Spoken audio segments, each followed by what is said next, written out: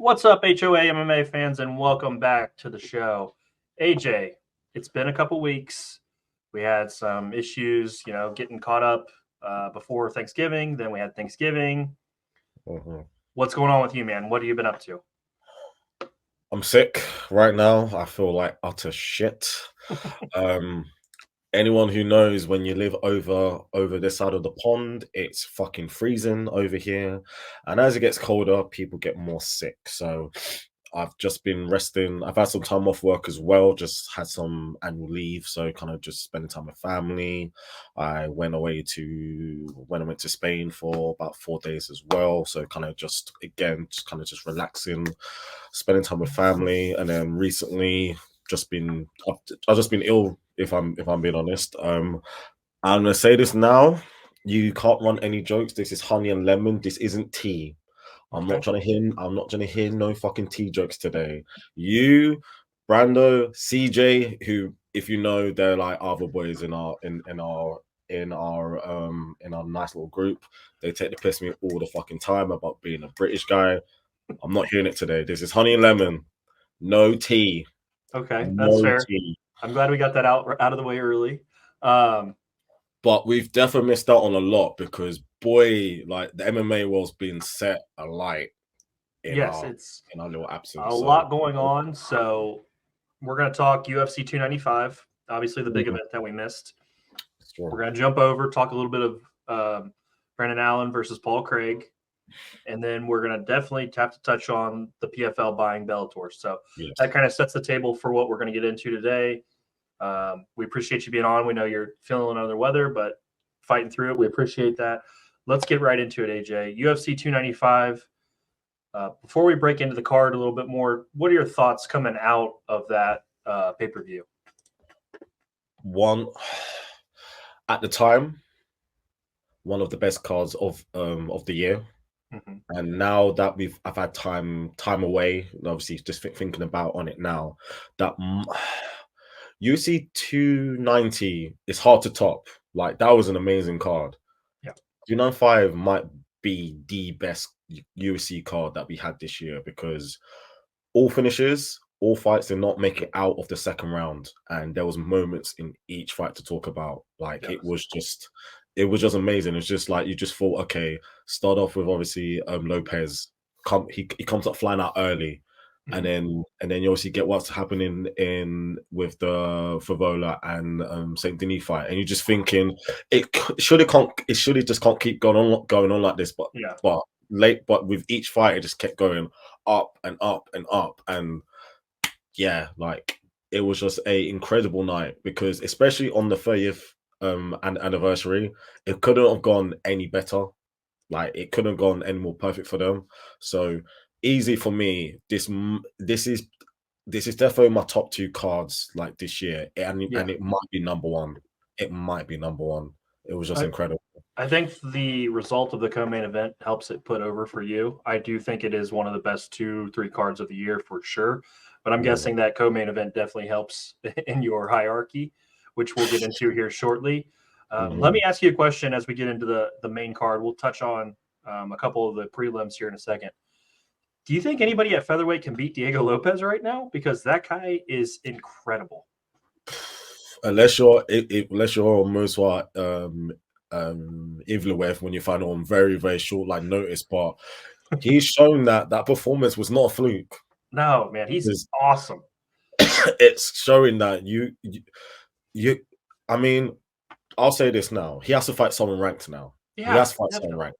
He has to fight someone inside the top 15 because ever since his last second debut, he's been blowing his opponents early. Like it's been Mhm. like first round, second round finishes. Like he's been Pause, putting but people on pause, pause. Yeah, hey yo, that's fucking crazy. That's crazy. That's crazy. keep going. You're good.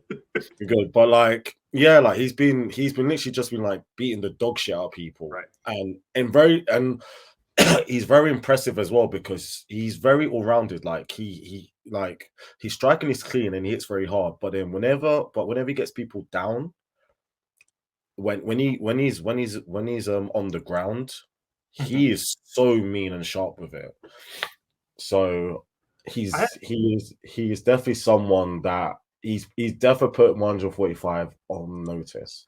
question for you before we move on to some other stuff that Mhm. would you be opposed to giving him a full camp and running it back with Evlov? Because it Not yet. was really close and he had no I mean, it was a hell of a fight. Like Not maybe down yet. the line then? I would say that fight's definitely there, but there has to be some sort of like meaning, like some sort of like meaning to it. If it was a title eliminator, for example, let's say, you know, if them two run it back and that point when obviously both of them are like highly ranked, and it's like, okay, whoever goes and win this fight, you're gonna fight for the belt. Makes Yeah. sense. We know that Ivaev is fighting Arnold Allen in January in Canada. So, you know, and that final Allen is gonna be like a big ask, you know. Right. Take away the Max Holloway fight. On Allen's look near enough perfect so far at 145 pounds. So I feel like either aspirations are a little bit, well, not aspirations. I guess like his eyes are looking a bit more upwards right now. Mhm. But if if Lopez carries on the way that he's going, he's gonna eventually get in the mix. Yeah. And at some point, them two are definitely going to see each other again if this carries on. But Yep. I'll imagine that fight would happen when there's some sort of like meaning for it, as terms of, okay, there has to be, okay, we already know there is a narrative there. What else can we add on to really sell the fight? Okay. That's I think that's a good way to look at it. I do think eventually I would like to see those guys run it back. I think put some stakes on it, like you said, just makes it all that more important. I wanted to touch on that because he really caught my attention in his first 3 UFC fights. Prelims. What on the prelims caught your eye? I mean, Lupi Godinez gets the split decision. Great fight. Great Uh, fight. you know, Mataziz Rebecki gets the armbar win over Roosevelt Roberts. We had the draw to start off the prelims. Jared Gordon got the win with the TKO. What really stuck out to you on some of the earlier fights of the card? Godinez and Tabavarici was a fight of the night contender that night. Both of them just went at it.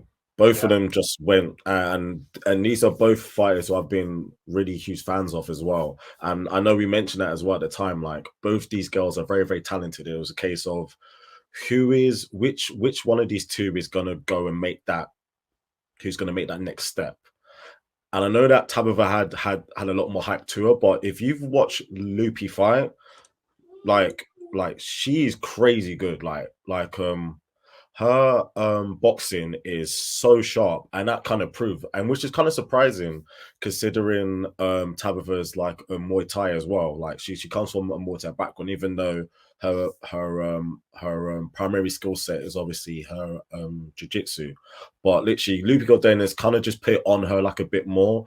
And yeah. even though Tabitha did kind of have like her moments, she didn't really want to like commit to it on the feet because she kind of knew what was obviously coming back, and Loopy was timing her very well and countering her Mm-hmm. at a very, very fast clip, and she just managed to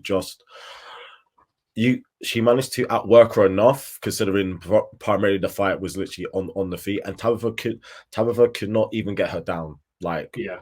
couldn't get it down at all, and that kind of told the story of the fight. But Oh of that's 6 on takedowns. 0 of 6 for Tabitha on the yeah. takedowns. That was big time for Godinez. Next fight that I thought was interesting. Alessandro Costa versus Steve Ursig. Ursig can really fight, man. He's really good. Yeah, I didn't watch that fight at the time because I was coming back out. I was out at the time, but I rewatched that fight since. Very, very impressive.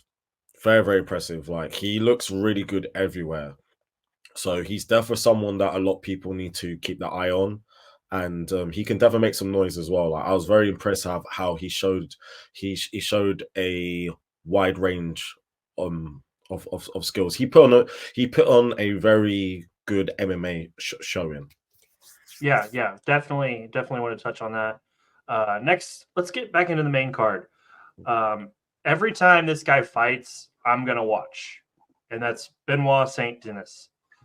And he fought Matt Fervolo.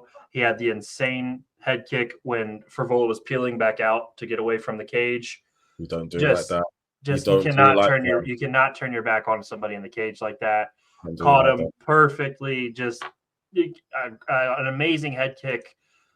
This guy's becoming one of my favorite fighters. Definitely in the contention at lightweight for my favorite fighter. What more can you say besides just the incredible head kick? He's dangerous because he's very, very technical, but he's shown at MSG. If you want to just throw down with him, he's more than welcome to kind of really go into that kind of like dogfight. Like if you get up in his face and make him bite on his mouthpiece, he's more than comfortable doing that and throwing down with you. And he showed that against Matt. Like he was literally putting really good pressure on him. He was pushing Matt back. He was getting him up against the cage as well. He was using his right area skills. And even though Vivoli would obviously fire back sometimes, he was comfortable in the pocket. And Matt Vivoli made one mistake because he obviously felt like I'm getting pushed up against the cage here. I need to get out. I need to get out. But there is a way of doing it. You need to make sure your eyes are towards your opponent, and use your lateral movement to kind of just peel away. You don't turn. You don't turn like that because even though Benoit Saint Denis arm length is short, his legs aren't. Your legs have way more range than arms, and this isn't boxing. This is MMA. And I know trying to think of things like that on the fly when you're in the middle of the cage in a fight, especially with thousands of people around you.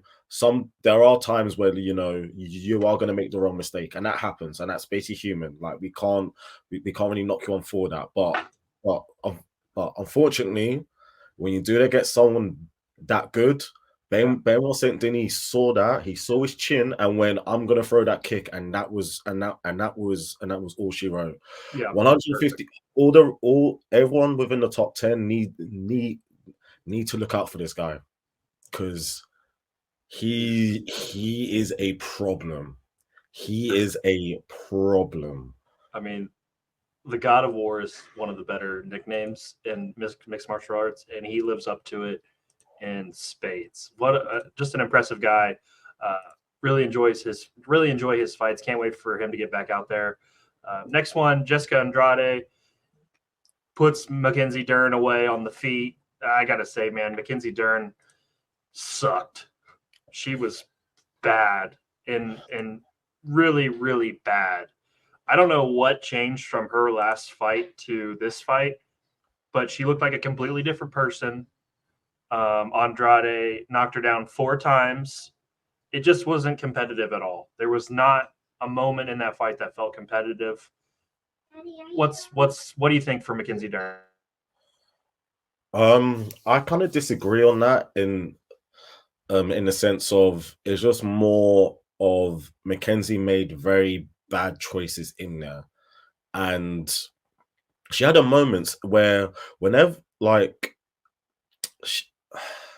her striking definitely regressed in that fight because we've seen her look way sharper and she's been working on that because that was a glaring hole for her before, and she's looked better with that.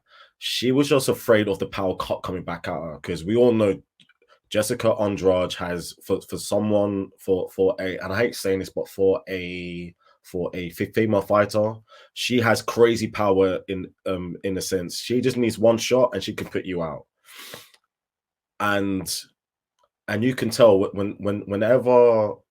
whenever Dunn basically got tagged, she basically didn't like it at all. She didn't like it at all. We saw the way when she'll basically go and throw, and she'll turn away and leave her and leave her chin up. Yeah, terrible. Like that doing against anyone is literally is literally just like a horrible choice to do. And it's funny every single time, because there were literally 2 times in the fight when Mackenzie Dern actually followed through and kind of rocked Jessica. She didn't know how to actually like follow up. She was just doing just little, like, she wasn't throwing any real like combinations. Where you saw on the flip side, whenever Jessica Andrade rocked her, she will follow up. And that kind of proved it, because even in round 2, when Mackenzie Dern literally rocks Andrade and is coming forwards, but is being so sloppy with it, Andrade is able to recover and then fire back at her. Yeah. And that's what basically ends the fight. And it's going to feel like a missed opportunity for her, because we know that the UFC is a really big fan of her. I've been trying to push her for like a while, and having a win over a former champ would have been her moment to say, okay, Mackenzie Dern is here. We know that we've always got Zhang as the champion. We've got Zhao Nan and I forgot her name. The blonde chick. No, Tatiana Suarez. We got okay. I was Tatiana Suarez, who are probably going to be the 2 next girls next. Yeah. Dern is now in that mix now, whereas now they're going to have to rebuild her again. Yeah. So. Yeah, and anybody who watched her knows that you can't put her in a fight like that after that performance. That was really rough for someone who was slowly working their way back up that ladder already. Let's jump ahead to the heavyweight interim title fight. Sergey Pavlovich versus Tom Aspinall. Congratulations to Tom. Incredible performance for him. He got Sergey out of there in 1:09. Just perfect. I mean, bordering on perfection. Had he not taken that one punch from Sergey, it would have been perfection. And he took the one that kind of, oh shit, I'm here. And then he just locked in, and it was over. So tell us how you felt watching Tom win the interim belt, because that was really an awesome moment. I mean, I felt this for a while, and not because he's a Brit, but I felt at least for the past year and a half, that Tom is probably the best heavyweight on the planet. Like, if you're looking just in terms of like skill, I always felt like he probably is the best heavyweight on the planet. Yeah. And whilst that question is still up there, because I know we got a certain GOAT at the top who is the unified champion right now, per se. But to do that against someone who's had 6 finishes within the first round and has just completely he's just obliterated anyone who's come his path ever since he lost against Alistair Overeem. And to do it in a minute and like you said, just literally just roughly over 1 minute. And I'll be real, when Sergey tagged him, because Sergey tapped him with a very, very quick combination, and he took it well, but I'm thinking, like, if he's able to catch a reason you already, and he's rocked you like that on a very, very quick 1-2, what happens when he does actually decide to sit on his punches and really unload? Right. I was thinking, you're going to have to get on your bike a bit and use your movement again and really circle around. But Tom being Tom, he literally gathered himself. Next exchange, he was ready. I mean, literally. He literally had turned. I mean, he's lucky like that Sergey didn't get his momentum that moment. But Tom, like you said, reset, reloaded, and he caught him. He had him in the next exchange. It was extremely impressive. The way, like, I feel like his most underrated skill set is his actual fight IQ, because he took it, he circled around, he was chopping with leg kicks, he wasn't really throwing too much, and then he kind of came at like an angle, and in his eyes he saw the chance there. Okay, if I move at this angle, because we already know he's like he literally moves like a welterweight, like crazy for someone that big. He basically comes at like an angle and cuts in, and then literally he literally just throws like the 1-2 combo. Sergey's rocked, follows up and just puts him out like that. Like I couldn't believe it. Like I was yelling. Like I basically woke up the whole fucking house. It's I don't think I've ever seen a heavyweight prospect have apart from the Blaze fight, because he always got injured in that fight, to have such impressive performances, and it keeps rising. Like it kind of feels like whenever Tom goes up in terms of level of his opponents, he rises even more. Yeah. And look, I know that obviously your guy is trying to get the Jones fight, you know, that's Stipe, like he's going to try wait for Jones, but I don't see how you can't do John against Aspinall next. I just think the waiting's an issue, because I don't think it's fair to Tom to make him wait, but Stipe is handling his career poorly at the end here. You know, you have a Hall of Fame career, and then at the end you get just I don't love it. I think Tom should get a fight in between. I think that's only fair. But then you risk the John Jones fight, because at heavyweight anything can happen. It just, I don't know. I would rather see Tom keep fighting, because to me this feels like a real championship. I don't, you know, if John's gone with a torn labrum completely off the bone, you know, he's still the champion of the world. Like he's still the champion of the world. Like I'm not. But Tom is also the champion of the heavyweight division. Like he just is, and to me, I respect that enough where I think Tom should be able to fight in between. But there isn't really anyone out there for Tom to fight. There's no one else on merit. No, I think Stipe should step up and stop being like this and just fight Tom. He doesn't want those problems. I know. Though. He doesn't want to lose, which is he does want to face against someone that young and here's the thing. Quick. It's the same thing with John Jones, though. John Jones is going to treat Stipe the same exact way Tom probably would. You're just delaying it for a little bit better name. That's all you're doing. We're delaying the inevitable, in my opinion, with Stipe right now. And if Ciryl Gane had handled this better, we could have that Tom and Ciryl fight. But Ciryl was a punk about it and wanted to be disrespectful to Tom. And I'm glad Tom was disrespectful back, because that was Ciryl fumbled the bag right there. He did it. He did it to himself.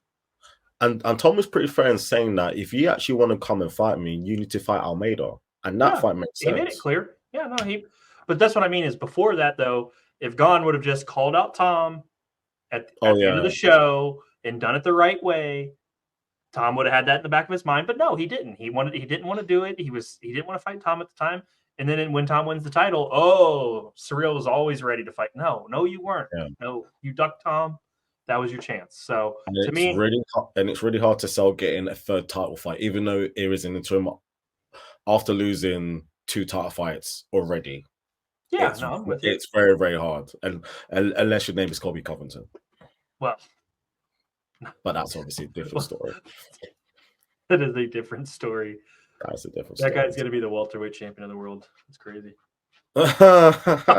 Anyway, let's not talk about main event, aka Mortal Kombat in the flesh. Let's move on to the Warriors of Warriors main event.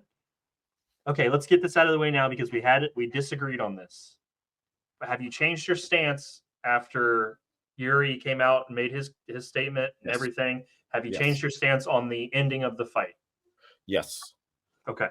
Yes. Now, the controversy, and I think everybody felt a certain way about it, was at the very end, Yuri slouched forward. The ref slid in before any more damage happened. We didn't know what exactly transpired. At that point, you thought it was early.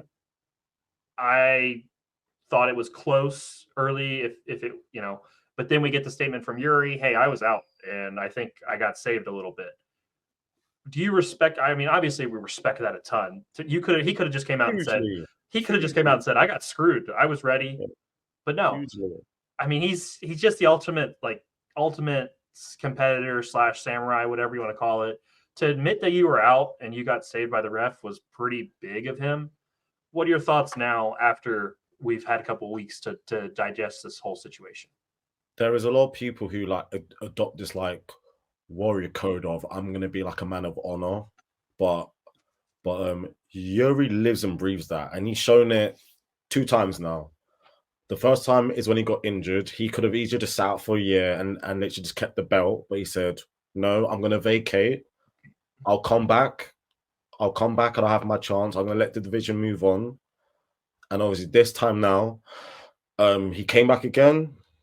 He fought against Alex Pereira in a great fight. Like even though it was basically over 2 rounds. He gets caught. I remember at the time I was like, it basically looked early, but then you can't really argue against the man himself. Like if he goes out and says, "Look, I was out. I was out and it happens." He even said that again. It's interesting because he said that against Reyes as well. Like at one point in the fight, Reyes basically caught him and like he said, "Yeah, like I was basically knocked out for a bit. He just managed to wake up in time before the ref can even like notice." So we already know that like Yuri's very honest, and that's not something that a lot of fights would do because mainly because of pride. You want like as a fighter you want to be the best. Like you don't want to show any weakness, Yeah. Whereas I think Yuri's comfortable within himself to say, "Do you know what? I got caught here, but I'll come back. I'll train." Like he's ready. Said like he's ready for anyone, anywhere, and he's probably back out there, the fucking mountain somewhere, just literally just training away. But I just want to touch upon the fight. The build up was the build up was perfect. Like the way we had Alex coming out with his now kind of iconic ring walk, the music, like all like the tribal music of his people. Yuri comes out to the Black Adam theme music, like sounds some like Elden Ring shit, like just hype. Like one of the best stare downs that we've probably ever seen, which is even though it's been memed to death by now, it's one of the best stare downs that we like. Them two just locked in on each other.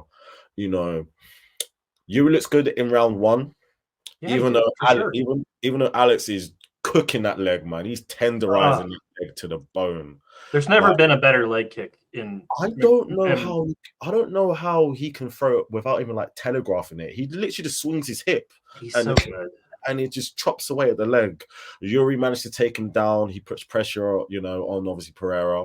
Pereira's decent on the ground. Like you need to give him credit. Like people just think, okay, because he's this all-world kickboxer, doesn't have that much MMA experience, but clearly, Glover's literally must be drilling him. Pause. He must take him down 100 times a day. Yeah, literally just on the mats every day. I feel like his mindset is, okay, you are going to get taken down. Here is basically how to cope, and here's also how to get back up. Yeah.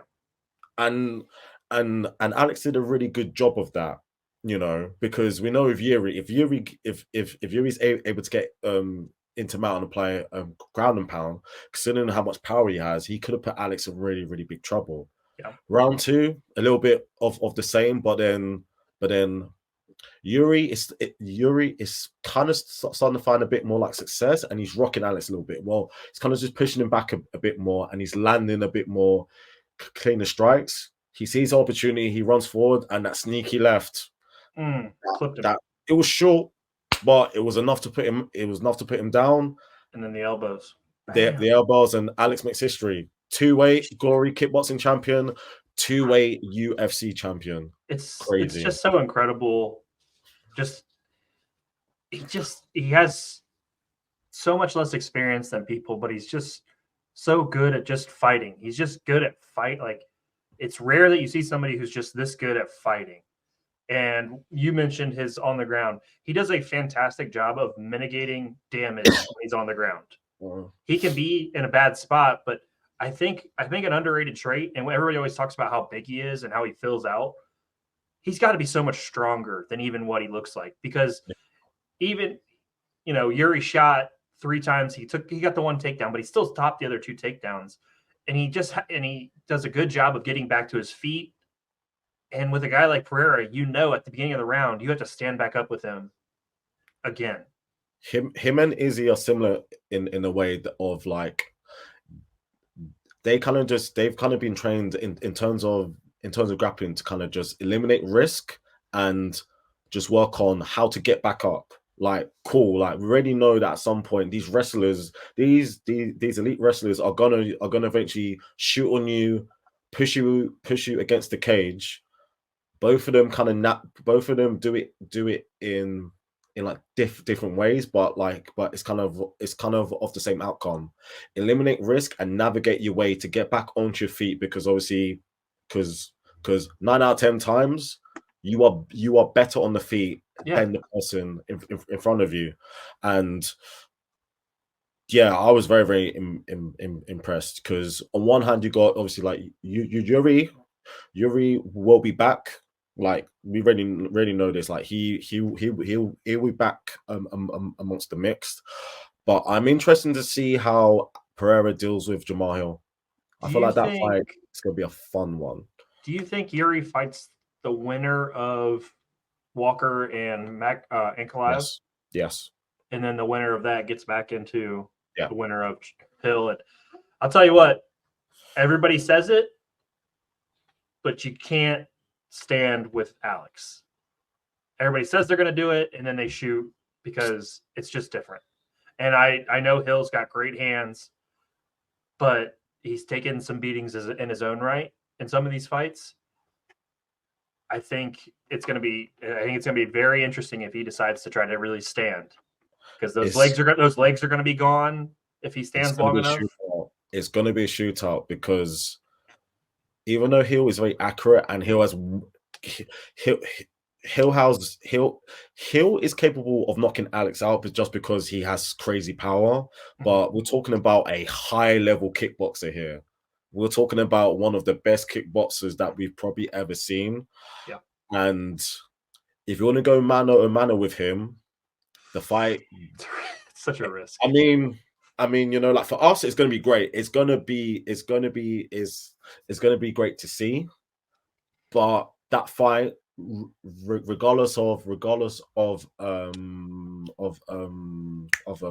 wins, that fight probably doesn't make out of round 2 or 3, because both guys are too good, too fast, and hits hard.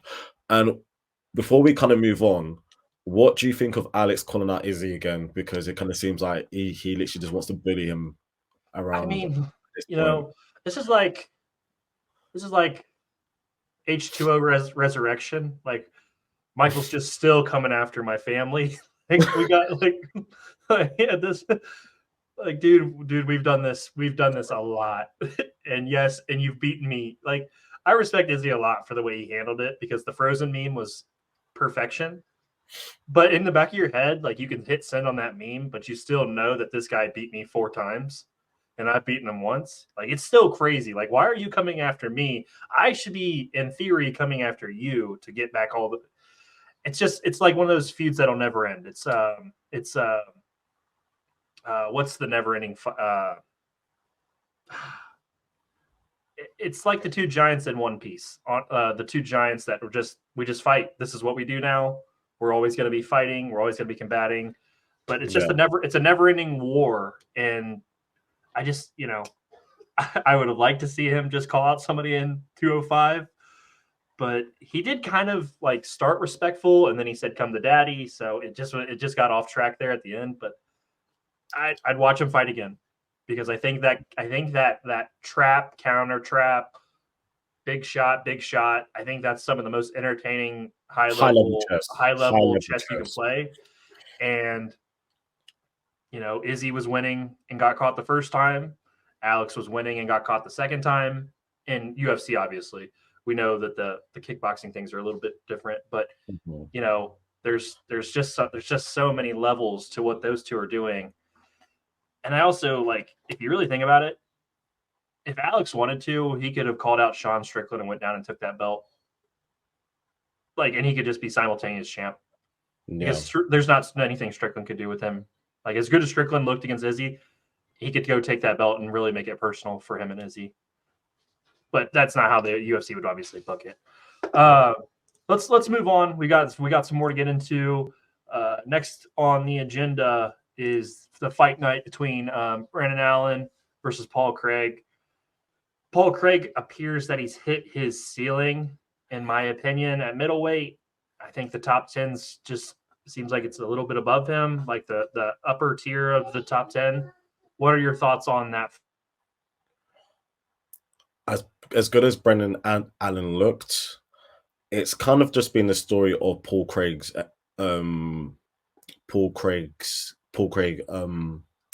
as a whole. He's just too one-dimensional. Don't get me wrong. You have an amazing ace in the hole. You know, if you're able to pull into guard and get people inside your guard, you are all well at that. But unfortunately, this isn't a jiu-jitsu bout. This is MMA. And Brendan Allen is really good on the ground. He's a very, very good grappler. So he's very comfortable if the fight goes on the ground. He is also he's better on the feet than you.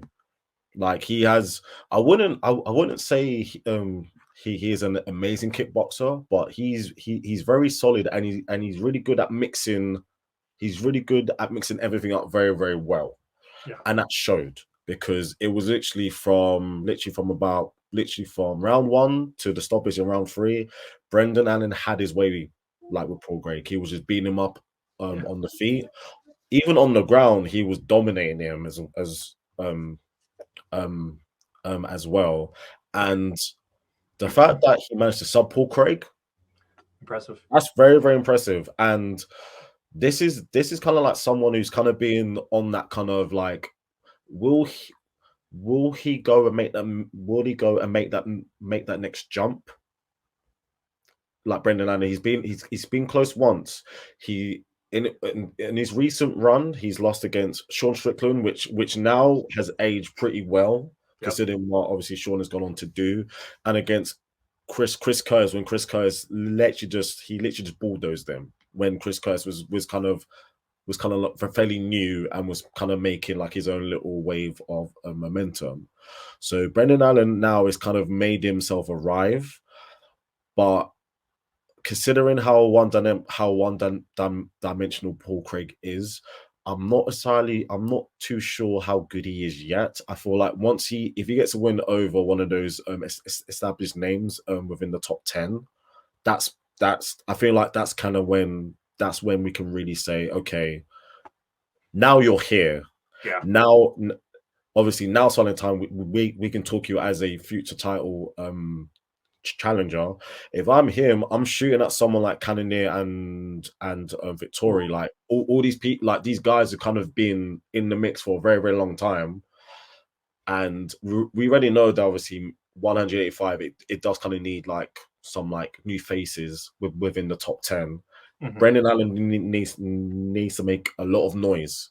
Yes, he needs to make a lot of noise because he is really good everywhere. He's really good everywhere. So he's definitely going to be a hard out for literally anyone.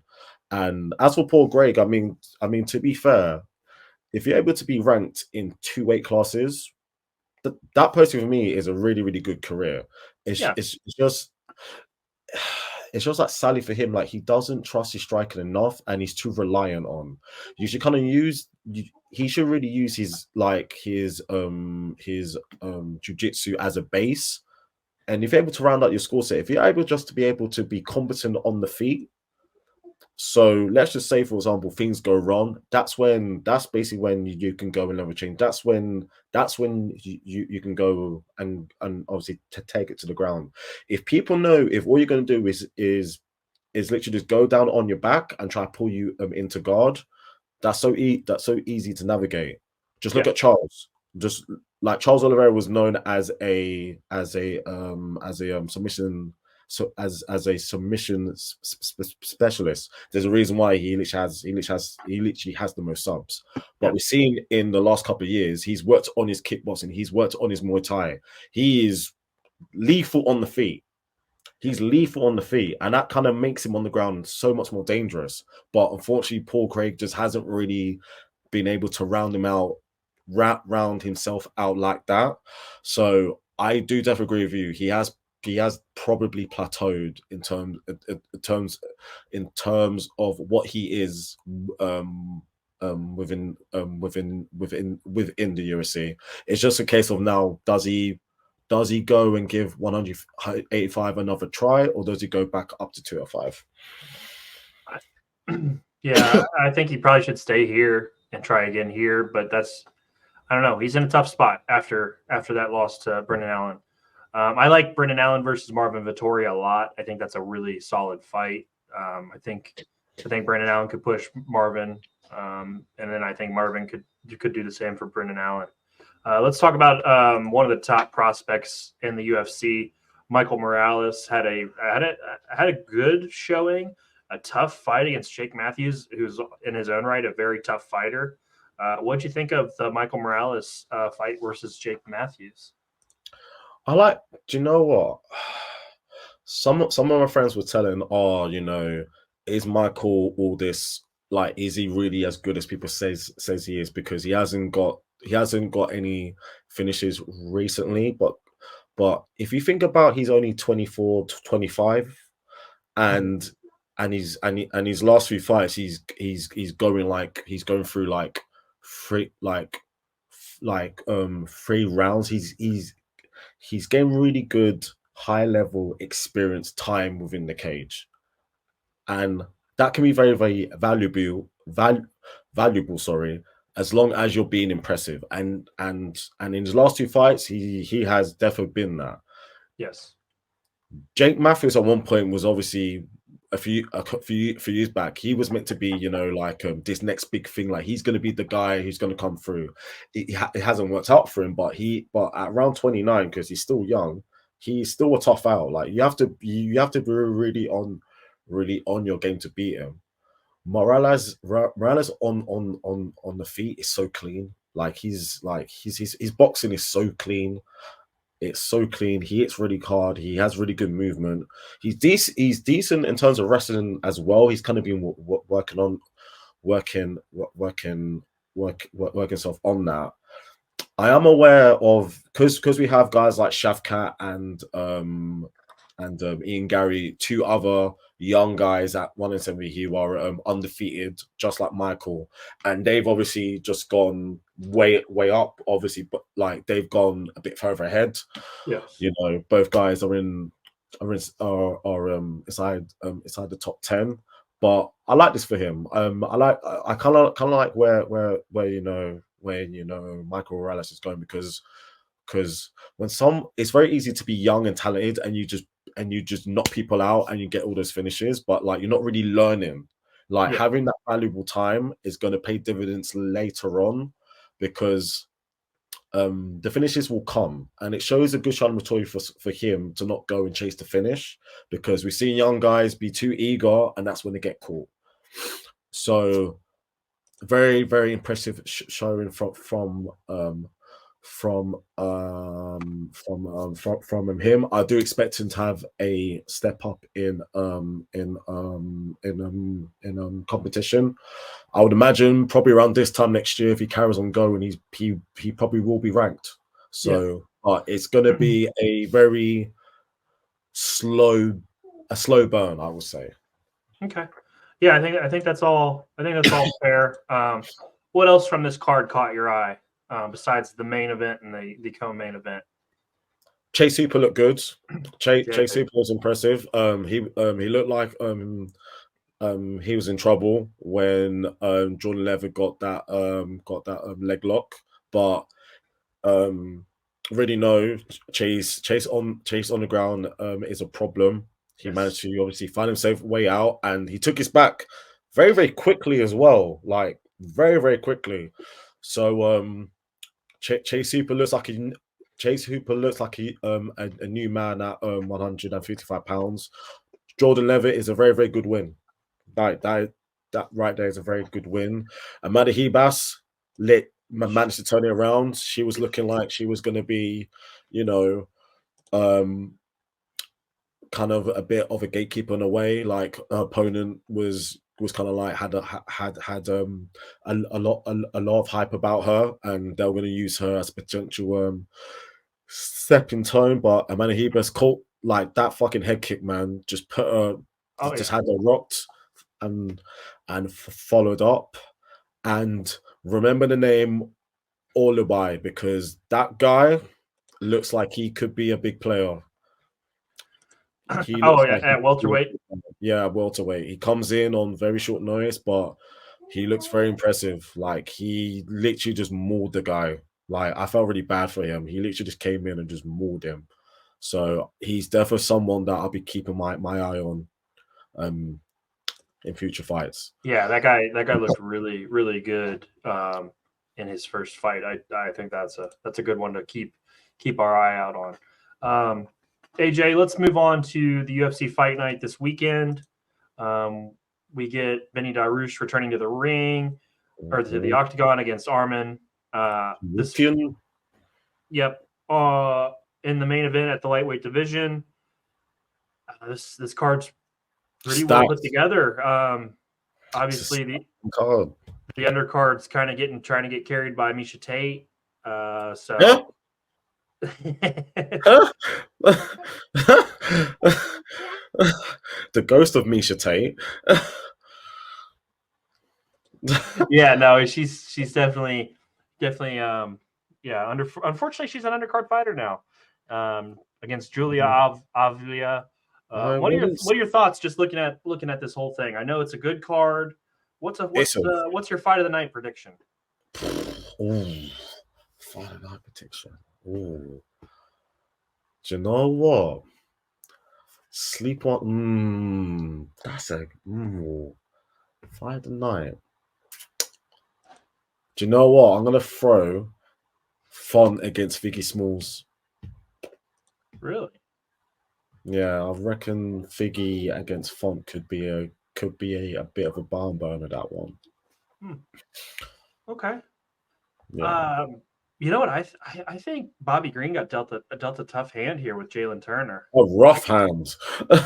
I mean, obviously Turner's coming off the loss against Dan Hooker, who Bobby Green was going to fight, but dang, you get thrown in against Jalen Turner, who's 6'3". It's just that's a rough matchup here in the co-main event. A lot of good fights. Figueiredo, Rob Font, Gastelum, Brady, Guida's fighting for the millionth time. No chance he wins this fight. Absolutely no chance. AJ, let's get into it though. Let's get into the card. I'm gonna pull for Misha Tate to pull the upset against Avila, but let's get into the main card. Soriano versus Dustin Stolfus. How do you see this one breaking down? Dustin's been around for a while. He's solid. Like in the few fights that I remember watching, he's very solid. So Soriano's coming off being finished for the first time in his career against Kopilov, which obviously, to be fair, is literally nothing. Is probably nothing bad to really think about, considering how good Kopilov has been.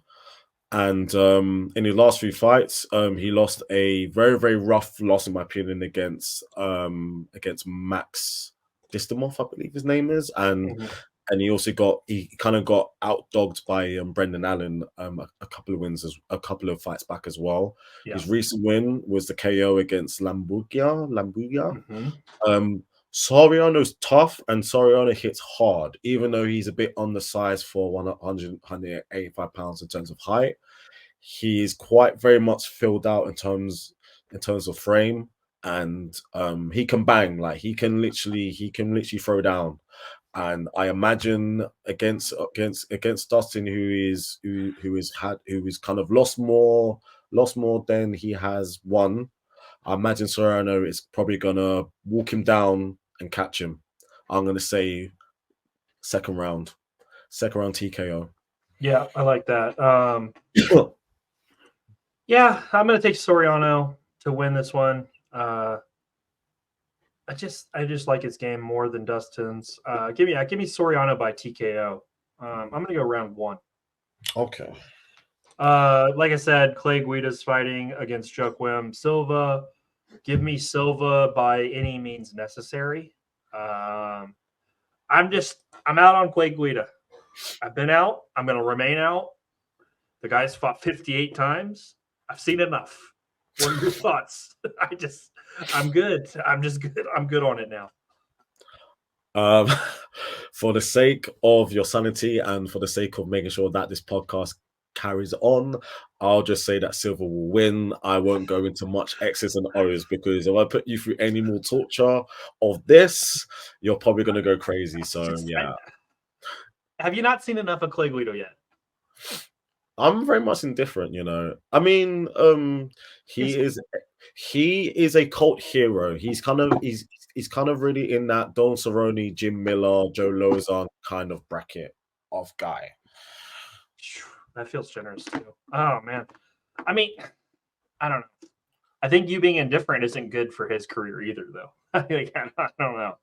I mean, yeah, there are worse guys to watch fight. Like, so I can't think of any off the top of my head, but sure. All right, let's move on to a really interesting fight at welterweight. Sean Brady, 15-1 versus Kelvin Gastelum. This is an interesting fight, man. I'm really into this one. What are your thoughts on Sean Brady versus Kelvin Gastelum? This fight depends how Kelvin looks cutting down weight in a long time, back down to 170. Sean Brady was kind of looking at, you know, you're going to be the one who's probably going to gate crash the party in terms of the established guys at 170. If Bilal Muhammad is able to piece you up, I'm quite worried if he faces against someone like Kelvin, and Kelvin also has a extensive background in terms of wrestling as well. And even though Sean Brady is elite in that area and we see them just ragdoll people, if Kelvin is able to keep him at bay and keep this on the feet and the weight cut hasn't drained him too much. Yeah, I'm worried about that. And when Kelvin's on, his hands are quick and he hits hard. We've seen him. We have seen him face against elite level opponents and really hung in there and shown at one point that, you know, he was a upper tier fighter. Ever since the Izzy fight, which is one of the best fights ever, is probably my favorite fight that I've probably seen. He's kind of been up and down, but he's facing against guys who are much bigger than him at 185 pounds. Yeah. He only really went up to 185 because really and truly he just didn't really want to cut weight. Now he's like, okay, I'm going to take this seriously now. He's lucky in the sense that he's also in his early 30s still, so there is still some time for him to go and make a run. Mm-hmm. And if he goes out there and puts it on Sean Brady, that really puts him firmly within the mix. But then Sean Brady has a chance to where if he goes out there and beats Kelvin, which will easily be the biggest name and the biggest win for him so far, it will then just remind people how good he is and what he can be, because he's still fairly young. But that being said, I have a feeling that Kelvin is going to catch him because I literally just go back to him fighting against Bilal. Like Bilal would beat Kelvin though. But here's my thing. Kelvin is better than Bilal on the feet on paper. Like whenever we go and think about Bilal, we don't think about him being this elite kickboxer. We remember him for he's very relentless in terms of he literally just overwhelms people with his grappling. Yeah, but I feel like keep going. But I feel like against Brady and against Burns, we really saw Bilal put it on them on the feet though, or on the hands. I mean, like with the hands. I think he was.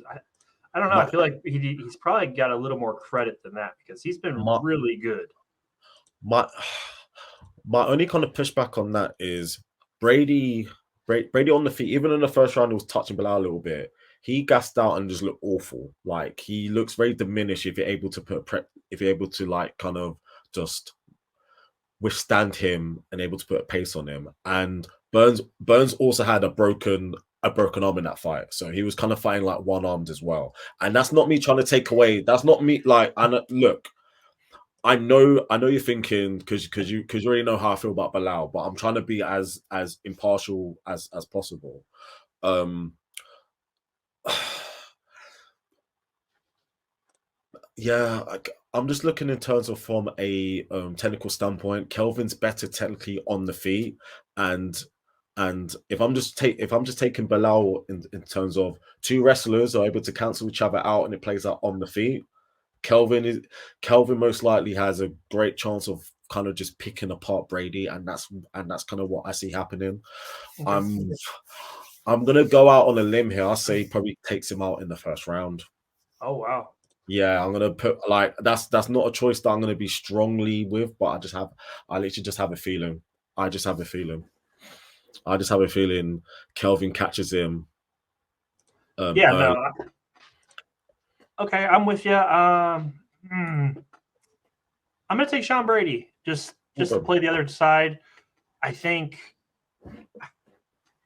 Kelvin's 2-4 in his last 6 since the title fight. I believe he's Mhm. pulled out of a couple fights. I'm worried about the weight cut. We know this is Sean Brady's weight. I think that's I got to see Kelvin do it and be positive, be for sure. So give me Sean Brady to win this one. I'm gonna go by decision. Cool. All right, next one on the agenda: Rob Font versus Davison Figueiredo. Ye smooth. This is exciting stuff. Um, AJ, who you got winning this one? Pool. I'm torn. I'm torn with this because we have seen Figueiredo just look like a monster at 125 pounds, mainly because he's so much bigger than kind of everyone else, and he just has crazy knockout power. He has nasty subs. Like he should be arrested for the way he literally beat up on poor Benavides in those two fights. Like he literally just brutalized them. We also know that he's had issues cutting weight, which is why he's finally coming back up to 135 pounds. But will he have the same presence and power against bigger guys? Because Rod Font is a big bantamweight. He's a huge bantamweight. And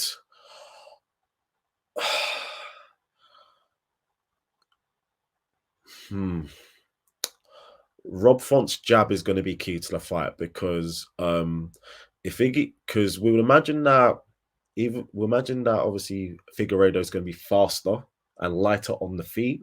Yeah. He's going to have to slip out of range, avoid the jab, and probably going to have to take him down because if he tries to trade with Font, he's probably going to get knocked out. He's probably Yes. going to get finished because because Font is so fun. He's so fundamentally sound, and he hits so hard, and his boxing is literally up there. That will give Figueiredo problems, but at the same time, if Figueiredo is able to take him down, Font's in trouble. Like Font's going to be in a lot of trouble because as we're seeing, Figueiredo snatches arms, necks, and knees quick, Yes, he does. very quick. Because we saw against Brandon Moreno when they were like scrambling, Figueiredo was catching anything at any point, and Moreno had to be alert to kind of get out of there very quickly. This fight is going to be a fun one. Yeah. I've got Figueiredo catching a late third round submission. Wow. Okay. I was actually going to go with Figueiredo to get a sub also, so that's interesting. Yeah, I like Rob Font a lot. I really do. Figueiredo's just so damn good. I don't have any doubts about him moving to bantamweight. I think he's good enough to do it. Yeah, give me Figueiredo by a sub. Also, I'm all in with you on that one. Looks like AJ is charging his computer for us. We appreciate that. Welcome back. We're back. Thank you. I've got Figgy with the sub also. Let's move on. We've got the replacement in Jalen Turner versus Bobby Green. Does Bobby Green's recent run of success end here, AJ? Yes. And it's just because Jalen Turner is all kinds of wrong for Bobby Green. He's all kinds of wrong for Bobby Green. A 6'3" lightweight is just absurd.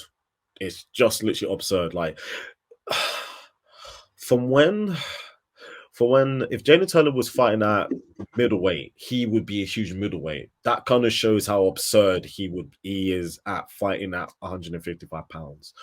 We have to give Bobby Green credit. I know in terms of him as a person, people are very much night and day with him.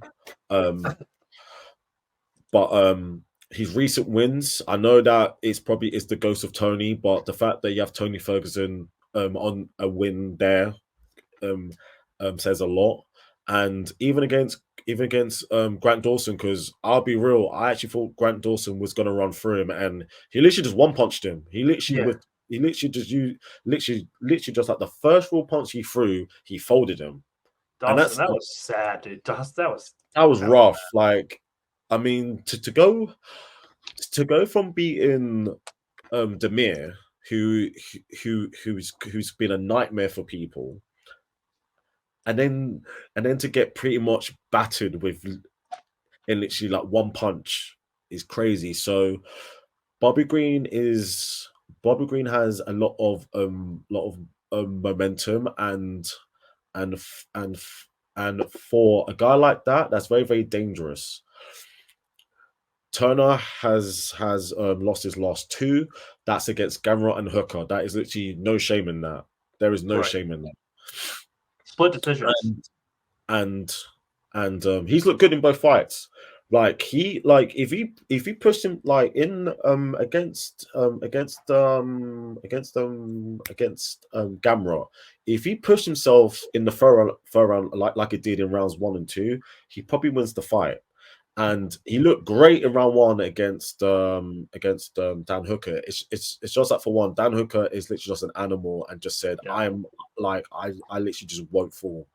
Because if Jalen Turner hits Bobby Green with the same hit kick he hits Dan Hooker with, Bobby Green is probably going to go to sleep. Yes, he is. He's probably going to go to sleep. So if Jalen Turner puts in the same level of performance as he's done in his past 2 fights, I believe he is good enough to beat Bobby Green.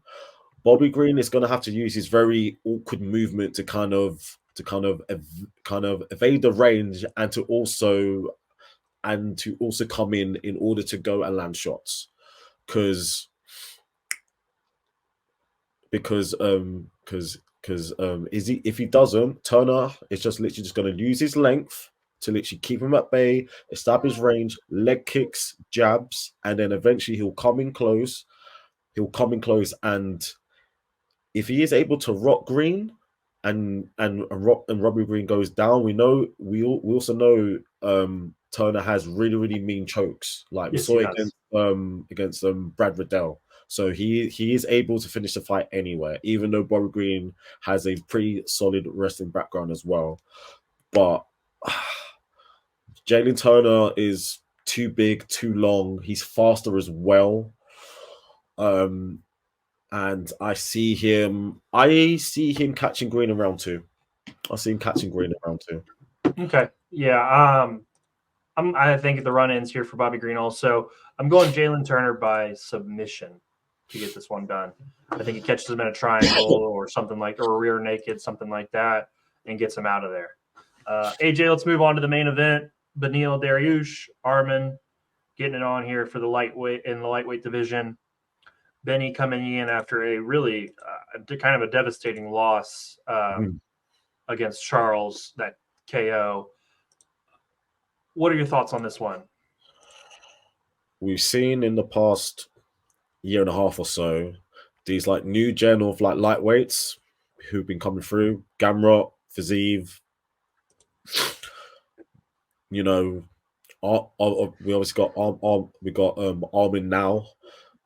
These guys have been trying to break through. We've kind of had the same guys at lightweight for like a while now, and none of the young guys have been able to answer the call so far. We saw Gamrot against Beni and around last October, and Beni kind of like dealt with Gamrot. Yeah. Fazeev against Justin Gaethje, and even though Fazeev looked great and it was close, Dustin showed that he was literally just around a tick above. This is now Armin's chance to kind of really break through.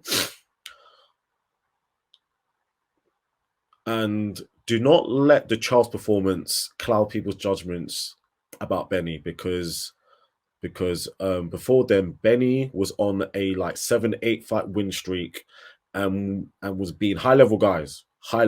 Like he literally took Gamrot to school. He literally took Gamrot to school. Yeah, he literally ragdolled Turney. The Jakar close fight when at one point it looked like it kind of like Beni was on his way out, and then obviously Beni comes back and knocks him out clean, and Beni's good everywhere. Like, really know if you know about Dariush, you know he's a high level grappler. He has crazy power, and he's a little bit dynamic in a sense. Like he can pull something he's very crafty on the feet.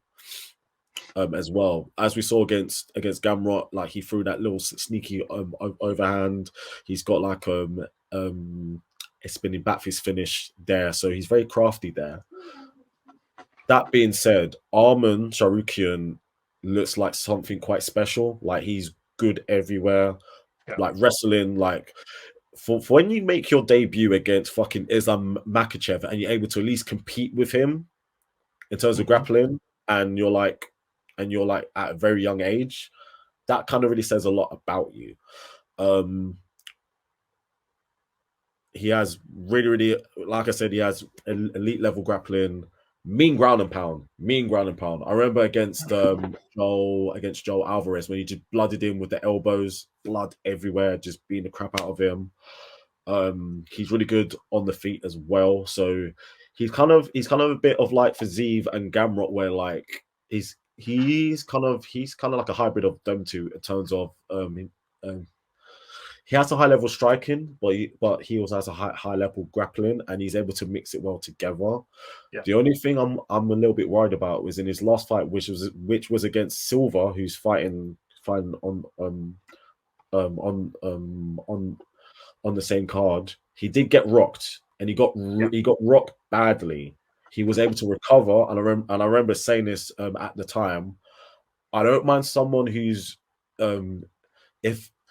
if you're young and coming up, if you get rocked, I don't mind that if you're able to recover and show that you are able to overcome adversity.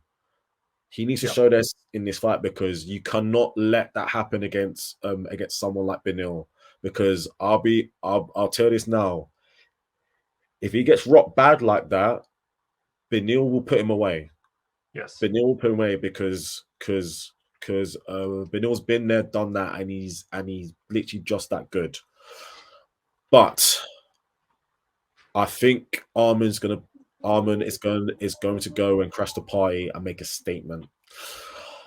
Okay. So I'm going to go Armam by finish early. Ooh. I'm going to go Beni by decision. I think Beni's still really, really good. He got caught by Charles, but before then he was on a massive run. 2, 4, 6. He was on an 8-fight win streak. He's really talented. Still, only 34. I got Beni by decision. I think this should be a hell of a fight, though. This is a hell of a main event. And then the winner obviously moves on and gets right back into the mix for the title. I mean, this is a big time fight. This is a get you back in the conversation type fight. So yeah, give me Beni by decision. Cool. AJ, we've talked about a lot tonight. We put a lot of time in. You got anything else before we get out of here tonight? Just because of time wise, obviously PFL have now bought Bellator. We'll probably go into that a bit depth probably next week. Sorry. Just because of timing. But one championship are kicking off with a bang early in January. Our guys back, Rotang against Tekaru. Tekaru is one of the best kickboxers on the planet. Mm-hmm. This fight is going to be this fight. Like if you remember him Rotang against Superlek, this fight has potential to be on that level. So wow. January 28th, it's going to be great. Outside of MMA, we got Ryan Garcia, who's back boxing on this weekend, and then the weekend after, we have a super fight of sorts. Prograis against the Devin Haney. So that's definitely something to go and look out on. And yeah, that is pretty much it from me. Apart from that, I'm just gonna be still addicted to Cyberpunk because that's literally the best game that I've played in a very long time. I've seen your pictures and everything. It looks like you're enjoying your time on Cyberpunk. Next week we've got the recap of Beni and Armam. Then we got Song versus Gutierrez. Following that, and then we get to Edwards and Covington at UFC 296. So we've got some good stuff coming up. AJ, I appreciate you coming in while you're sick today. Anytime, brother. Anytime, man. And giving us an A+ performance.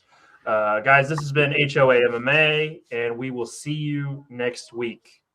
Later.